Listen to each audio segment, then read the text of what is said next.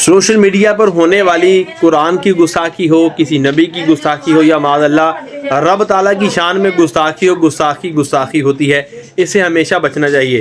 بعد میں یہ کہہ دینا کہ مجھے تو پتہ نہیں تھا، میری یہ نیت نہیں تھی، یہ بعض اوقات جواب معافی کے قابل بھی نہیں ہوتے۔ میں آپ کے ساتھ ایک چیز شیئر کرتا ہوں، آپ نے اس کا دل کے ساتھ جواب دینا ہے کہ ایک غیر مسلم جب مسلمان ہوتا ہے تو وہ کیا کرتا ہے۔ دیکھیں وہ صدقے دل سے لا الہ الا اللہ محمد رسول اللہ صلی اللہ علیہ وآلہ وسلم پڑھتا ہے، یعنی غیر مسلم صدقے دل سے جب کسی چیز کا اقرار کرتا ہے بالکل اسلام کے حوالے سے تو وہ مسلمان ہو جاتا ہے۔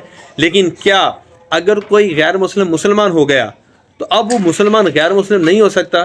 کیا اب اس کے غیر مسلم ہونے کا کوئی چانس نہیں ہے، کوئی رستہ نہیں ہے؟ بالکل، جس طرح غیر مسلم سے مسلمان ہونے کا رستہ ہے، اسی طرح مسلمان سے غیر مسلم ہونے کے بھی کئی رستے ہیں۔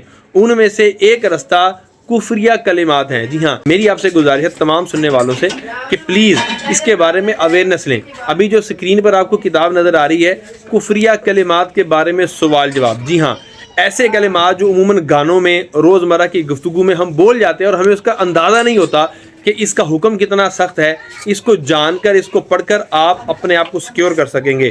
ہم مسلمان پیدا ہوئے ہیں، مسلمان ہی مریں گے، اس کی کوئی گارنٹی وارنٹی نہیں ہے۔